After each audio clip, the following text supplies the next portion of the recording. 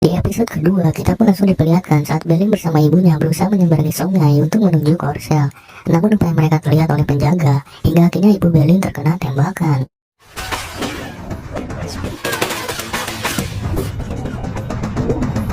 Beberapa waktu kemudian, Berlin dipekerjakan secara paksa, bahkan ia dipukuli pekerja lainnya. Namun ia tak tinggal diam, dan berusaha melawan hingga membunuh salah satu pekerja itu.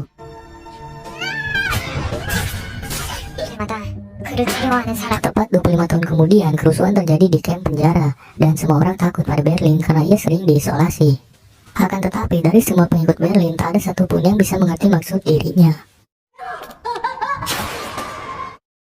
15 jam setelah perampokan, Berlin memastikan semua sandera bergiliran untuk memasak dan bekerja. Profesor pun mengingatkan agar membuat sandera percaya bahwa mereka akan aman selama mau bekerja sama. Bukan tanpa sebab, sandera dipekerjakan bertujuan agar mereka tak terlalu merasakan cemas. Dan diketahui juga, tim profesor sedang mencetak uang. Sedangkan untuk pekerjaan sandera saat ini, menggali terowongan di gudang bawah tanah.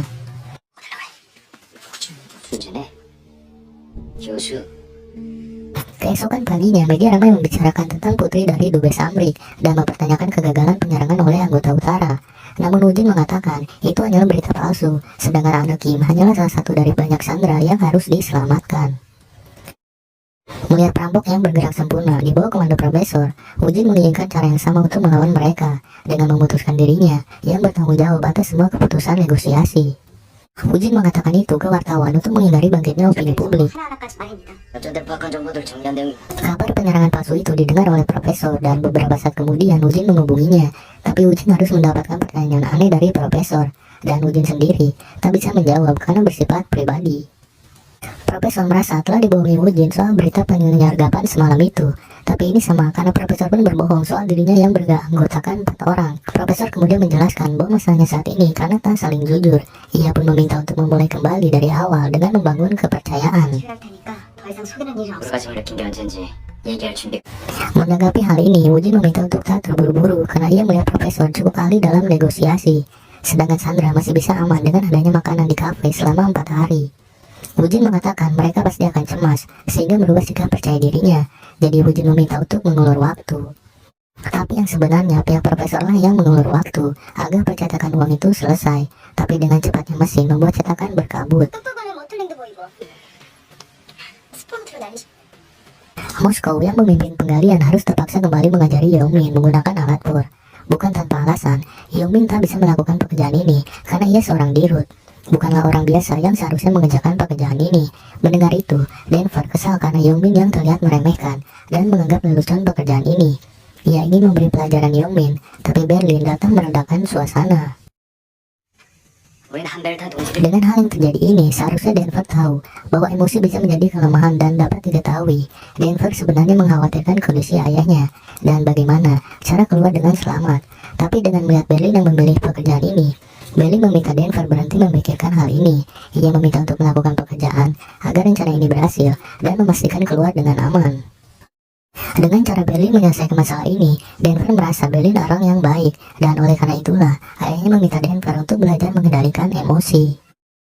Sementara itu, Yeongmin yang berpikir akan dijadikan tameng oleh mereka, membuat rencana untuk diam-diam menghubungi polisi dengan mengorbankan salah satu stafnya.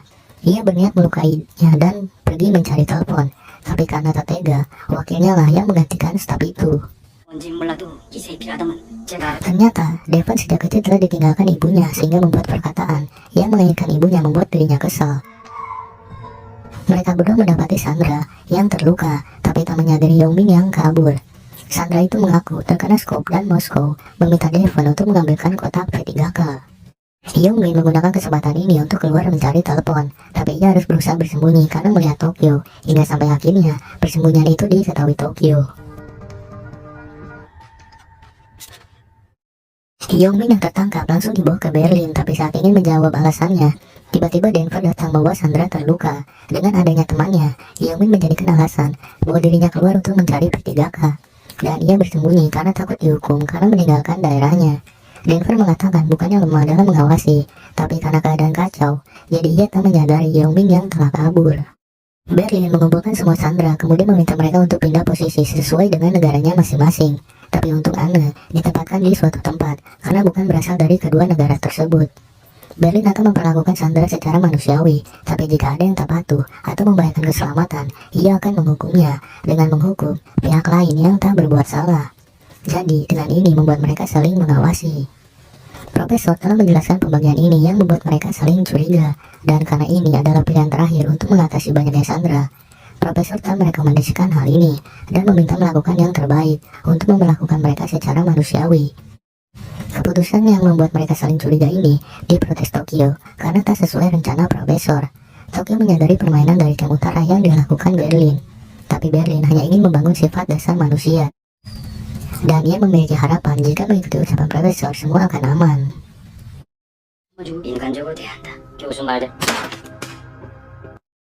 Dan akhirnya hal ini membuat mereka saling mengawasi satu sama lain saat bekerja, sehingga menimbulkan keributan. Sementara itu, Ana dikurung di suatu ruangan yang diawasi oleh CCTV, dan Ana sempat memuji ketampanan Rio.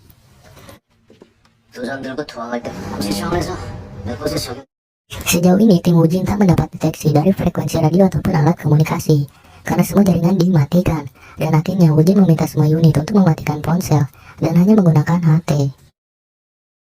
Kemudian Wujin memerintahkan untuk mengevakuasi semua orang yang berada di sekitar gedung, keluar jangkauan sinyal. Wujin tak mempedulikan seberapa lama waktu Profesor itu dalam membuat rencana, tapi dengan sering berjalannya waktu, ia yakin pasti muncul kelemahan antara Sandra yang dapat memiliki perilaku berbeda, ataupun para perampok dapat memiliki konflik internal, dan Wujin akan menggunakan kesempatan itu.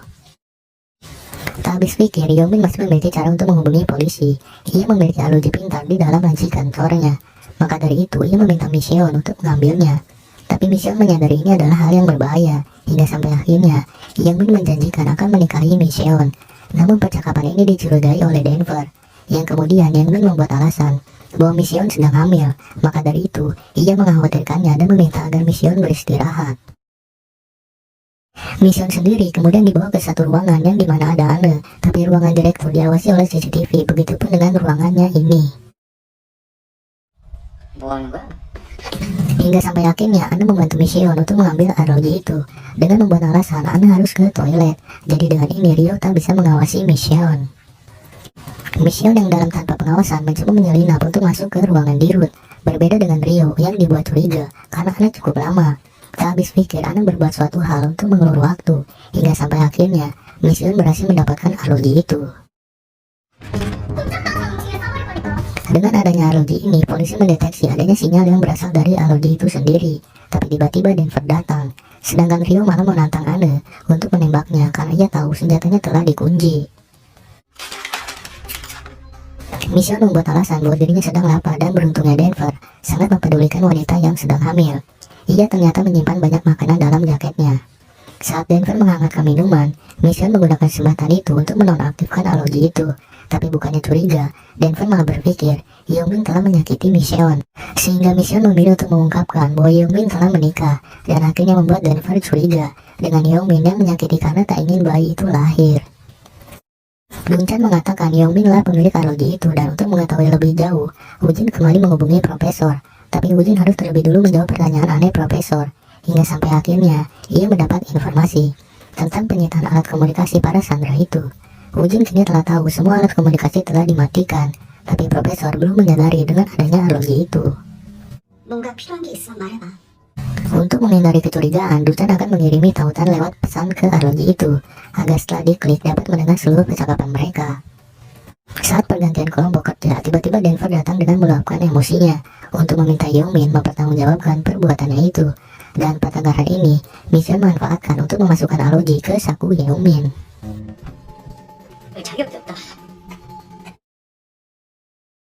Tapi dengan sikap santainya Wujin, Profesor merasakan ada yang tak beres, hingga sampai akhirnya ia memutuskan untuk menghubungi Wujin. Untuk melakukan peretasan itu, mereka membutuhkan waktu, sementara itu Yongmin membuat alasan agar bisa menghubungi polisi. Dan beberapa saat kemudian mereka mendapatkan sebuah sinyal, tapi bukannya dari Sandra, melainkan pesanan makanan dari ketua mereka. Tingkah Yongmin ternyata telah dicurigai Denver, maka dari itu ia meminta agar toiletnya tetap terbuka. Woo-jin kemudian memenuhi undangan profesor untuk makan, dan di sini profesor mengajak berbicara untuk mencari tahu informasi. Hingga beberapa saat kemudian, Woo-jin mendapatkan panggilan masuk. Dengan panggilan ini, profesor akhirnya mengetahui adanya arloji yang digunakan salah satu sandera untuk menghubungi polisi. Tapi Woo-jin menyadari profesor yang sedang menguping panggilannya itu. Kemudian profesor beralasan karena sulitnya mendapat kesempatan untuk mengenal jauh Woo-jin. Ia berpikir Woo-jin memiliki pria lain, hingga sampai akhirnya Woo-jin malah berpikir dirinya sedang gelisah dengan kasus ini. Jadi ia curiga dengan profesor, dan dirinya pun belum memiliki rencana untuk memulai hubungan.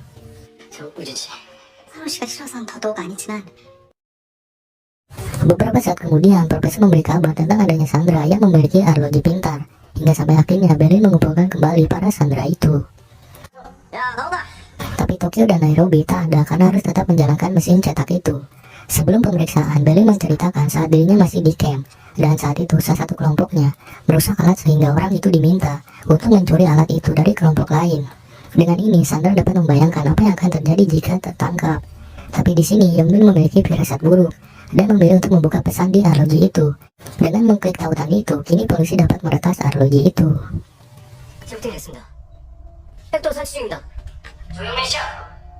Beberapa saat kemudian, terdengar Yongmin yang diminta untuk maju. Ternyata Berlin meminta Yongmin untuk menemukan orang yang menggunakan sebuah perangkat untuk menghubungi polisi.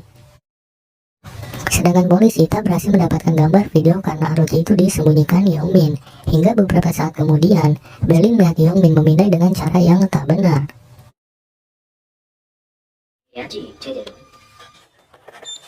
Berlin berpikir asal suara itu dari kalung, tapi tiba-tiba ia mendapati arloji yang terjatuh di samping Micheon. Tanpa berpikir panjang, Berlin langsung menghancurkan arloji itu, dan polisi menyadari mereka yang tahu akan adanya arloji itu. Hal ini pun dibenarkan oleh profesor yang menghubungi Woo-jin.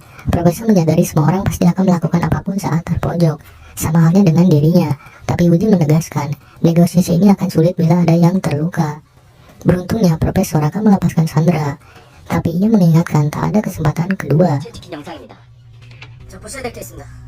Dan Berlin meminta untuk mengeksekusi Micheon. Ia tak mempedulikan ucapan profesor karena melihat kenyataan ini. Denver mengatakan wanita itu sedang hamil, dan hal ini membuat dirinya diminta untuk mengeksekusi Micheon. Hingga sampai akhirnya Denver membawanya setelah Berlin menanyakan keyakinan Denver soal Micheon yang sedang hamil.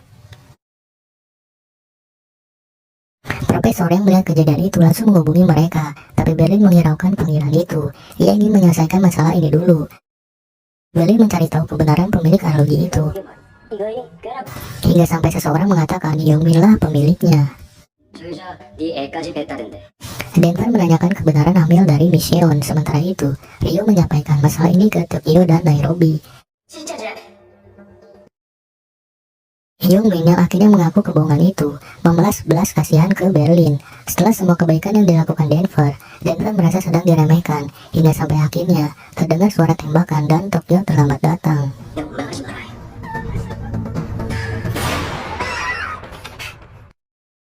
Berlin menyadari Yongmin lah yang melakukan semua ini, tapi ia tak akan menghukumnya karena hal tadi adalah hukumannya, dan film pun bersambung. Di episode ketiga, kita pun langsung diarahkan pada saat waktu